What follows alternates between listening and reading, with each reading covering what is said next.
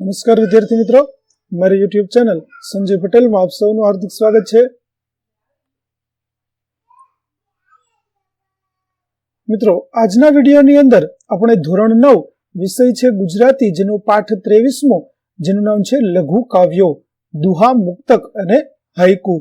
આ પાઠના સ્વ અધ્યયન પોથીના પ્રશ્નો અને તેના જવાબો વિશે શીખવાના છીએ. વિદ્યાર્થી મિત્રો, જો તમે મારી ચેનલમાં નવા હોય તો મારી ચેનલને જરૂરથી સબસ્ક્રાઇબ કરો. વિડીયો સારો લાગે તો લાઇક કરો, શેર કરો અને બેલ નોટિફિકેશન ઓન કરો, જેથી મારા આગળના નવા વિડીયો પણ આપને મળતા રહે. તેમજ વિદ્યાર્થી મિત્રો, આ પાઠની પીડીએફ જોવા માટે પ્લે સ્ટોરમાંથી અમારી એપ્લિકેશન વિશ્વગુરુ STD 1-12 ગુજરાતી ડાઉનલોડ કરી તમારા મોબાઈલમાં ઇન્સ્ટોલ કરો. જે શરૂ કરશો તો આ પ્રકારે જોવા મળશે, જેમાં સ્વ અધ્યયન પોથીની અંદર ધોરણ બતાવશે, ધોરણ પસંદ કરશો એટલે વિષય બતાવશે, વિષય પસંદ કરશો એટલે પાઠ બતાવશે. જેમાં વિડીયો ઉપર ક્લિક કરશો તો વિડીયો જોવા મળશે અને પીડીએફ ઉપર ક્લિક કરશો તો તમને પીડીએફ જોવા મળશે. તો આશા રાખું છું અમારી એપ્લિકેશન આપને ગમશે, જરૂર ડાઉનલોડ કરજો મિત્રો. તો ચાલો મિત્રો, હવે શરૂ કરીએ પાઠ 23મો. પ્રશ્ન 1, જોડકા જોડો. જેમાં પહેલું મુક્તક, તો તેની સામે આવશે મુકુંદરાય પારાશર્ય. હાઈકુની સામે આવશે સ્નેહરશ્મિ. ડારવું તો થશે ડરાવવું. અને આગને ઠારી શકે, તેની સામે આવશે વિઘ્નોને શાંત કરી શકે. ત્યાર પછી બ, ખાલી જગ્યા પૂરો. જેમાં પહેલું જે જિંદગીથી ન ડરે એ મોતને ડારી શકે. છઠ્ઠું, આરસ પહાણ ટાકણાના ઘા સહીને પણ તૂટતો નથી. સાતમું, ટેલિવિઝન બેકાર પડ્યું છે. આઠમું, શાણા સાનમાં સમજે છે. નવમું, છોકરો ખોળો ખૂંદે છે. ત્યાર પછીનો ક, એક વાક્યમાં ઉત્તર આપો. જેમાં 10મું, પ્રથમ લઘુ કાવ્ય કયા સ્વરૂપમાં છે? તો પ્રથમ લઘુ કાવ્ય મુક્તક સ્વરૂપમાં છે. 11મું, મુક્તક એટલે શું? તો મુક્તક એટલે એક સ્વતંત્ર કડી કે શ્લોકનું કાવ્ય. 12મું, હાઈકુ મૂળ ક્યાંનો કાવ્ય પ્રકાર છે? તો હાઈકુ મૂળ જાપાનનો કાવ્ય પ્રકાર છે. 13મું, ઝીણાભાઈ રતનજી દેસાઈનું ઉપનામ જણાવો. તો ઝીણાભાઈ રતનજી દેસાઈનું ઉપનામ સ્નેહરશ્મિ છે. ત્યાર પછી 14મું, કળિયુગમાં માણસો કેવા હોય છે? તો કળિયુગમાં માણસો હૈયા ફૂટલ અને અસંતોષી હોય છે. 15મું, દુહાનું મુખ્ય લક્ષણ કયું છે? તો અત્યંત લાઘવપણું એ દુહાનું મુખ્ય લક્ષણ છે. 16મું, દુહો એ કેવો સાહિત્ય પ્રકાર છે? તો દુહો એ અપભ્રંશ છંદનો એક પ્રકાર છે. 17મું, તન ખોટા હૈયા કુટલ ધરવ ન કશીએ વાતે એ કોની જાત છે? તો આ પંક્તિ કળિયુગની જાત છે. 18મું, કોણ ટાકણાના ઘા સહન કરે છે? તો આરસ પહાણ ટાકણાના ઘા સહન કરે છે. ત્યાર પછી હાઈકુમાં કેટલા અક્ષર હોય છે? તો હાઈકુમાં 17 અક્ષર હોય છે. ત્યાર પછી 3-4 વાક્યમાં ઉત્તર આપો. જેમાં 20મું, સાણા કઈ વાત સાનમાં સમજી જાય છે? તો જે માણસના શરીર કામ કરવા તૈયાર ન હોય, એટલે કે જે કામકાજ કર્યા વગર આળસુ બનીને પડ્યા રહેતા હોય, જે હૈયા ફૂટલ હોય, એટલે કે કાચા કાનના હોય અને જેને ગમે તેટલું મળે તો પણ કોઈ વાતનો સંતોષ ન હોય, એ કળિયુગના માણસના લક્ષણ છે. આ વાત સાણા સાનમાં સમજી જાય છે. 21મું, આગને કોણ ઠારી શકે? તો જે આગને પી શકે છે તે જ આગને ઠારી શકે છે. કવિ કહે છે કે જીવનમાં જે વ્યક્તિ મુશ્કેલ પરિસ્થિતિ સામે ટક્કર ઝીલે છે એ જ વિકટ પરિસ્થિતિને શાંત કરી શકે છે.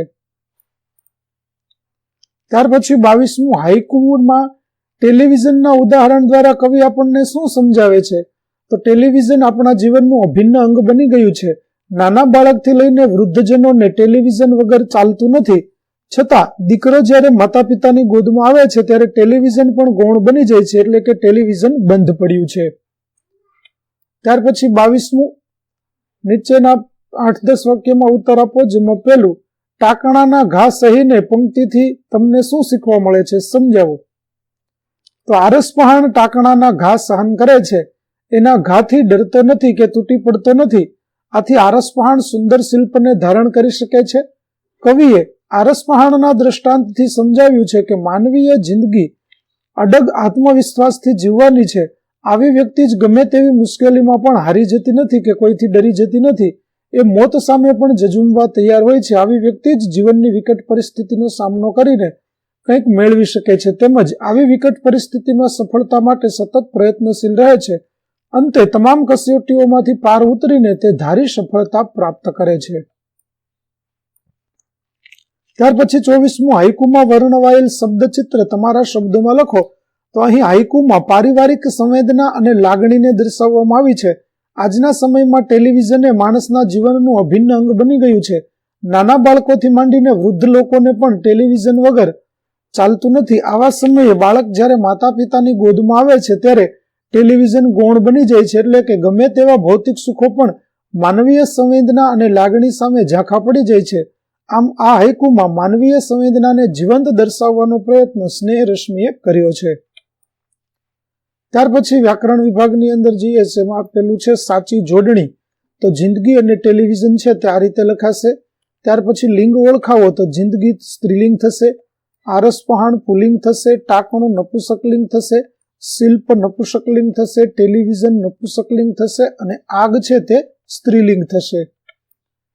ત્યાર પછી સમાનાર્થી શબ્દ આપો, જેમાં શાણું તો સમજદાર થશે, જિંદગી તો જીવતર થશે અને ધરવ તો થશે સંતોષ. ત્યાર પછી વિશેષણ શોધી તેનો પ્રકાર લખો, જેમાં સાણા સાનમાં સમજે. તો સાણા છે તે ગુણવાચક વિશેષણ થશે અને એ કળજગની વાત છે તો કળજગ તે સમયવાચક વિશેષણ થશે. 29મું સર્વનામ શોધો, જેમાં એ કાળ જગતની જાત તો તેમાં એ સર્વનામ થશે અને આગને જે પી શકે તે આગને ઠારી શકે તેમાં તે છે તે સર્વનામ થશે. ત્યાર પછી તળપદા શબ્દોના શિષ્ટ રૂપ આપો, જેમાં છૈયો તો થશે છોકરો, ફૂટલ એટલે ફૂટેલા, કળજગ એટલે કળિયુગ અને ધરવ એટલે તૃપ્તિ. ત્યાર પછી વિરુદ્ધાર્થી શબ્દ આપો, શાણા તો ગાંડા અને કળિયુગ તો સતયુગ. ત્યાર પછી કાળ ઓળખાવો, જેમાં ટેલિવિઝન બેકાર પડશે ભવિષ્યકાળ, એ કળજુગની વાત જાત છે તો વર્તમાન કાળ અને સાણા સાનમાં સમજ્યા હતા તો ભૂતકાળ. ત્યાર પછી રૂઢિપ્રયોગનો અર્થ આપો, જેમાં આગને ઠારવી એટલે વિકટ પરિસ્થિતિને શાંત કરવી, ઘા સહેવા એટલે વિકટ પરિસ્થિતિને સહન કરવી, આગ પી જવી એટલે વિકટ પરિસ્થિતિનો સામનો કરવો અને હૈયા ફૂટલ હોવું એટલે કાચા કાનના હોવું. ત્યાર પછી લેખન વિભાગ, જેમાં કાવ્ય પંક્તિનો અર્થ વિસ્તાર આપણે કરવાનો છે. જેમાં પંક્તિ છે, જિંદગીથી ના ડરે એ મોતને ડારી શકે, આગને જે પી શકે તે આગને ઠારી શકે. તો ચાલો આપણે તેનો વિચાર અર્થ વિસ્તાર છે તે કરીએ. તો આ પંક્તિમાં કવિએ અડગ આત્મવિશ્વાસ પર ભાર મૂક્યો છે. જે વ્યક્તિ જિંદગીમાં આવતી કોઈ પણ વિકટ પરિસ્થિતિનો સહેજ પણ ડર્યા વગર સામનો કરે છે એ મોતથી ડરતી નથી. એ મોત સામે અડગ આત્મવિશ્વાસથી ઝઝૂમી શકે છે. અહીં કવિએ નાની નાની મુશ્કેલીઓ સામે હિંમત હારી જનારા લોકો માટે આત્મવિશ્વાસની કેટલી જરૂરિયાત છે તે સમજાવવાનો પ્રયત્ન કર્યો છે. કવિ કહે છે કે આત્મવિશ્વાસ હોય તો વ્યક્તિ ગમે તેવું મુશ્કેલ લાગતું કામ પણ કરી શકે છે. આ હકીકત કવિ આગના દ્રષ્ટાંતથી સમજાવે છે કે જે વ્યક્તિ ક્રોધરૂપી આગ પર કાબુ મેળવે છે એ બીજાના ક્રોધને પણ શાંત પાડી શકે છે. તો વિદ્યાર્થી મિત્રો, અહીં આપણું પાઠ 23 લઘુ કાવ્યો ના સ્વ અધ્યયન પોથીના પ્રશ્નો અને તેના જવાબો છે તે પૂરા થાય છે. આગળના પાઠના સ્વ અધ્યયન પોથીના પ્રશ્નો અને તેના જવાબો મેળવવા મારી ચેનલને જરૂરથી સબસ્ક્રાઇબ કરો. તેમજ પીડીએફ મેળવવા માટે પ્લે સ્ટોરમાંથી અમારી એપ્લિકેશન વિશ્વગુરુ STD1 ગુજરાતી ડાઉનલોડ કરો, જેમાં આપને ધોરણ 9 તમામ વિષયની સ્વ અધ્યયન પોથી સોલ્યુશનની પીડીએફો મળી રહેશે. તો આશા રાખું છું અમારી એપ્લિકેશન આપને ગમશે. જરૂર ડાઉનલોડ કરજો. ફરી મળીશું નવા પાઠ સાથે. ત્યાં સુધી આવજો.